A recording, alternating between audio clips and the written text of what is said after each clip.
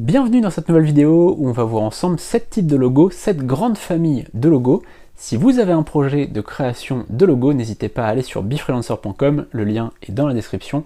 C'est notre plateforme où vous trouverez des graphistes freelance et plein d'autres métiers d'ailleurs, mais notamment des graphistes qui sont là pour la création de votre projet.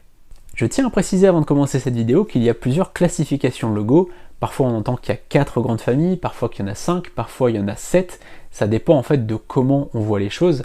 Cette vidéo elle est plutôt à but informatif et de divertissement pour s'amuser, pour voir un petit peu les différents types de logos. C'est pas pour faire une classification officielle et très normée. D'ailleurs n'hésitez pas à me dire dans les commentaires ce que vous pensez des différentes classifications de logos, si vous trouvez qu'il y en a une qui est plus intéressante qu'une autre.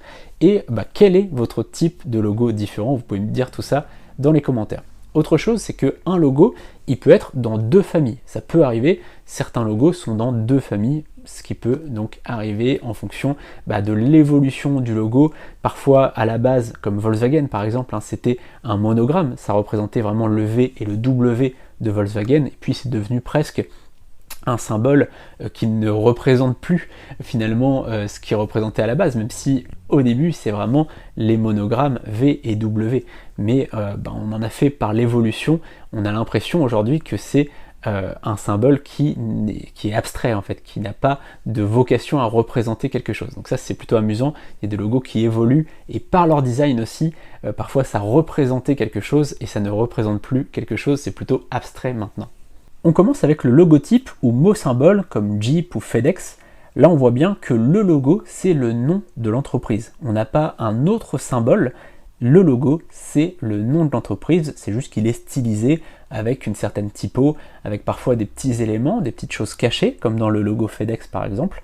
Voilà, c'est ça qui crée finalement le logo. On va jouer avec les typos, on va jouer avec les couleurs, on va jouer avec des petits éléments cachés, etc. Ensuite, on a le monogramme, comme Yves Saint Laurent, HP ou H&M par exemple. Là, on va symboliser toute l'entreprise juste avec quelques lettres.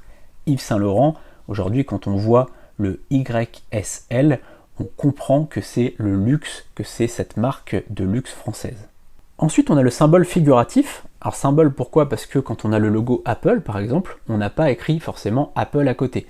En règle générale, dans 90% des cas, on a uniquement le symbole Apple, ok? Et figuratif, ça veut dire que ça représente quelque chose. Le logo Apple représente une pomme. Par contre, en effet, ça n'a pas besoin d'avoir un rapport avec l'activité de l'entreprise. Apple ne vend pas de pommes, le logo de Twitter n'a rien à voir avec l'activité de Twitter, même si tweet, ça vient de là, mais il n'y a pas de rapport entre l'oiseau et Twitter, l'ancien logo pour x.com. Ok, donc il faut vraiment comprendre ça, c'est qu'un symbole figuratif, c'est un symbole qui représente quelque chose, qui n'a pas forcément de vocation à représenter vraiment l'activité de l'entreprise, et à lui seul, ce symbole est le logo de l'entreprise. Ensuite, on a le symbole abstrait, donc symbole puisque, encore une fois, on va avoir uniquement le symbole et pas forcément le nom. La plupart du temps, Nike, on va avoir seulement la virgule Nike, le swatch de Nike et pas forcément le nom Nike associé. Pareil pour Pepsi. Pepsi en général, on va voir seulement le logo Pepsi, il n'y a pas forcément écrit Pepsi à côté. La majorité du temps, il va y avoir seulement le symbole. Et puis, abstrait, puisque ça ne représente pas quelque chose qui existe. D'accord? La virgule de Nike, même si maintenant on dit qu'elle représente le mouvement, etc., mais c'est abstrait, ça ne représente pas quelque chose qui existe, comme la pomme d'Apple par exemple. On a ensuite la mascotte, comme Michelin, comme KFC. Là, c'est un personnage en fait qui symbolise l'entreprise. Le personnage du colonel Sanders de KFC, il est très connu. Le bibendum de Michelin, il est connu mondialement. La combinaison, ou le logo combiné, là cette fois, on va avoir à la fois un symbole, mais aussi un logotype. Et parfois, on va utiliser uniquement le symbole, parfois uniquement le logotype, et parfois les deux. Un exemple assez connu, c'est Puma. La marque Puma, eh bien souvent on va avoir les deux. Sur certains t-shirts, on va avoir le logo, donc c'est-à-dire l'ensemble en fait à la fois du Puma plus le texte Puma.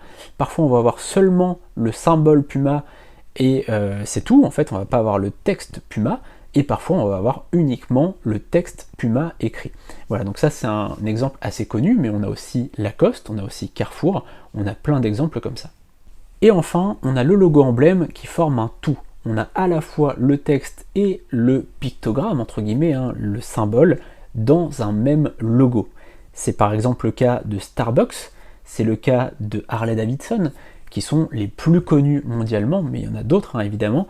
Et là, finalement, on a un emblème sur lequel on a vraiment l'ensemble du logo, à la fois le texte et à la fois le symbole.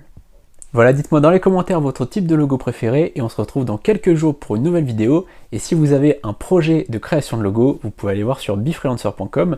Vous pouvez aussi proposer vos services de logo si vous êtes graphiste freelance. À très bientôt, salut!